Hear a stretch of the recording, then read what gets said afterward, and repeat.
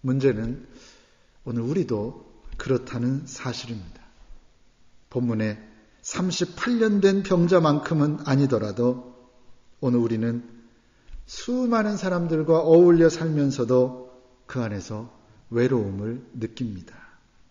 때로는 인생이 너무 허무하다고 느낄 정도의 깊은 외로움입니다.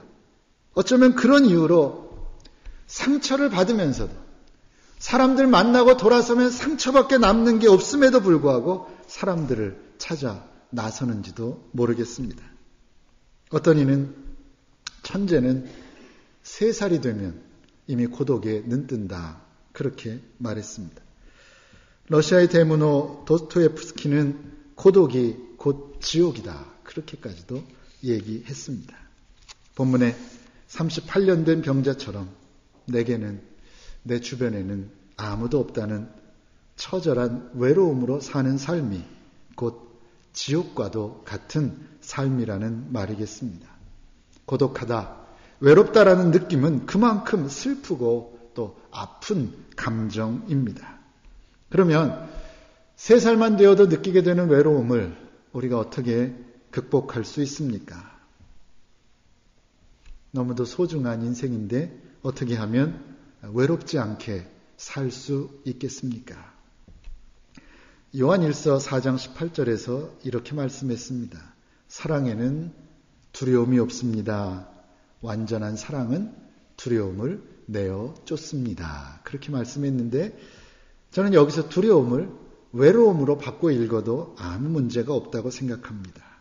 사랑에는 외로움이 없습니다. 완전한 사랑은 외로움을 내어 쫓습니다. 그렇습니다. 외로움은 사랑으로 치유할 수 있습니다. 외로움이라고 하는 병은 하나님과 이웃의 따뜻한 품을 떠난 데서 오는 소외감이기 때문입니다. 그런 까닭에 하나님을 향한 사랑과 이웃을 향한 사랑을 회복하면 외로움이라고 하는 병은 충분히 극복될 수 있다는 것입니다. 자, 그러면 외로움을 극복할 수 있는 방법은 무엇입니까? 가장 좋은 방법은 무엇입니까? 첫째는 하나님을 사랑하는 것입니다. 너무나 잘 알고 있는 말씀이지만 이 말씀이 답입니다. 우리 안에 있는 외로움과 고독과 소외감을 해결하기 원한다면 제일 먼저 우리가 해야 할 일은 하나님을 사랑하는 일입니다. 하나님을 향한 사랑을 회복하는 것입니다. 우리는 하나님께서 지으셨습니다. 우리는 하나님의 피조물입니다. 그런데 피조물인 인간이 창조주이신 하나님을 떠나서 어떻게 외롭지 않을 수 있습니까? 하나님을 떠난 인간이, 마음속에 하나님을 모시고 살지 않은 인간이 외로운 것은 아주 당연한 일입니다. 그것은 인간 본질의 문제이기 때문입니다. 그런 까닭에 우리가 하나님 안에 있을 수 있다면 우리는 외롭지 않습니다. 다시 말하면 나를 지으셨고 지금도 나를 돌보시는 하나님을 향한 믿음과 사랑 안에서 외로움을 극복할 수 있다는 말씀입니다. 세상을 바라보고 세상으로 쫓아가면 외롭지 않을 것 같지만 더 외롭고 더 큰 고독이 나에게 남을 뿐입니다. 세상이 아닌 하나님을 바라보고 세상이 아닌 하나님을 향한 사랑을 회복할 때 비로소 외로움이 아닌 평화와 안식을 누릴 수 있다는 말씀입니다. 요한복음 14장부터 16절까지 주님은 긴 설교를 하십니다. 요한복음에서는 주님의 최후 설교입니다. 거기서 주님은 이런 말씀을 하셨습니다. 내가 너희를 고아와 같이 버려두지 아니하고 너희에게로 오리라. 내가 너희를 고아와 같이 버려두지 않을 것이다. 우리는 고아가 아닙니다. 부모가 없어 슬프고 부모가 없어서 외롭고 부모가 없어 방황하는 부모 없는 자녀가 아닙니다. 우리는 하나님의 자녀입니다. 하나님의 사랑받는 자녀입니다. 그 현실을 사도 바울은 이렇게 묘사했습니다. 그러나 이 모든 일에 우리를 사랑하시는 이로 말미암아 넉넉히 이기느니라. 내가 확신하노니 사망이나 생명이나 천사들이나 권세자들이나 현재일이나 장래일이나 능력이나 높음이나 깊음이나 다른 아무 피조물이라도 우리를 우리 주 그리스도 예수 안에 있는 하나님의 사랑에서 끊을 수 없으리라. 우리 주 예수 안에 있는 하나님의 사랑에서 끊을 수 없습니다. 그렇게 고백하고 있습니다.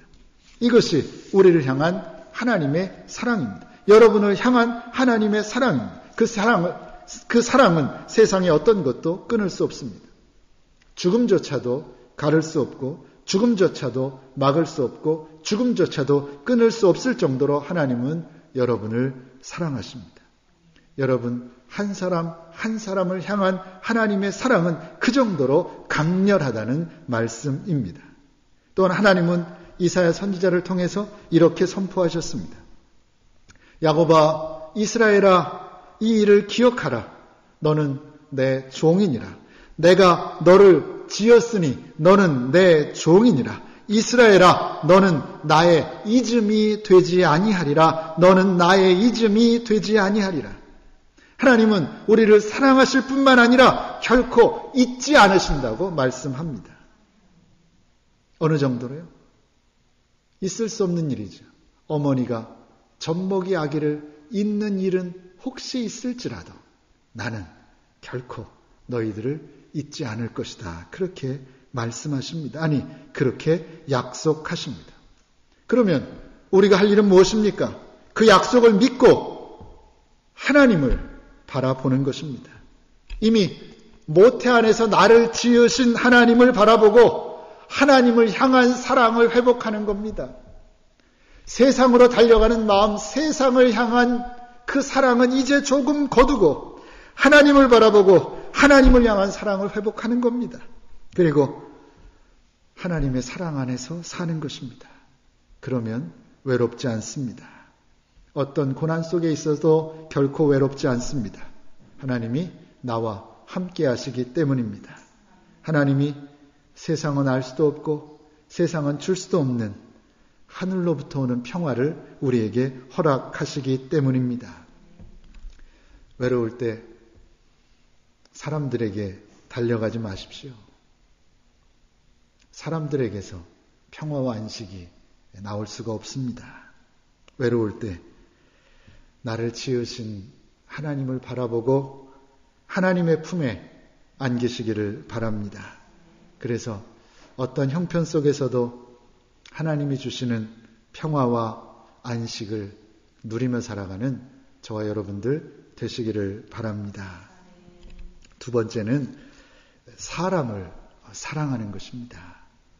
내 이웃을 내 몸과 같이 사랑하는 것입니다. 그러면 외롭지 않습니다. 인간은 사회적 동물입니다. 혼자서 살 수 없습니다. 그렇죠? 예배도 혼자 드릴 수 있습니다. 기도도 혼자 할 수 있습니다. 그러나 우리 함께 모여서 예배 드립니다. 인간은 사회적 동물이기 때문입니다. 혼자 살 수 없습니다. 좋으나 싫으나 주변의 사람들과 함께 살아가야 합니다. 좋으나 싫으나 함께 모여서 함께 예배하는 게 좋습니다. 그런데 너무나 서로 다른 사람들이 함께 하다 보면 삐걱거림이 생기게 마련이고 자연스럽게 소외를 느끼는 사람들도 생겨나게 마련입니다. 그건 당연한 일입니다. 그런 과정 속에서 많은 사람들이 외로움을 경험합니다. 더군다나 이민의 삶은 더 그런 것 같습니다.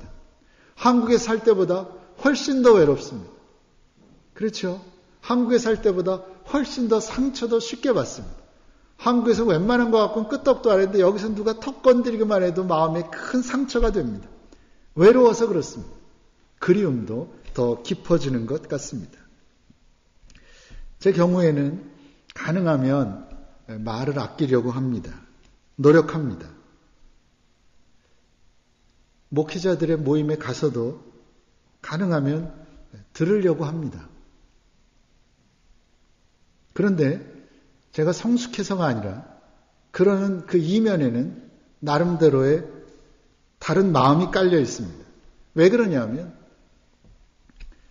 제 생각하기에 내가 이 자리에서 내 말을 쏟아내기 시작하면 통제할 수 없을 것이다. 쓸데없이 말을 너무 많이 하게 될 것이니 아예 시작을 하지 말아야지라는 그런 생각이 제 안에 있는 겁니다.